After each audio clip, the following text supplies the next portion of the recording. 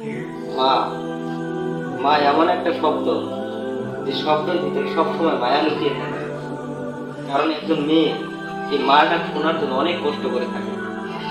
যেমন 10 মাস 10 দিন গর্ভধারণ করে, তারপর 2 বছর আরো কষ্ট করে এই মা ডাক শোনার জন্য অনেক পরিশ্রম করে থাকে।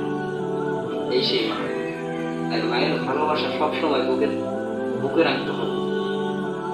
মাকে ভালোবাসতে হবে, মায়ের সাথে মহব্বতে কথা বলতে হবে, মায়ের সাথে আদরের সহিত কথা বলতে হবে, কখনো কষ্ট দেওয়া যাবে না। এই সেই মা। তাই মাকে ভালোবাসতে হবে। আর আল্লাহ সুবহানাহু ওয়া তাআলা আমাদের সকলকে মাকে সবসময় ভালোবাসার তৌফিক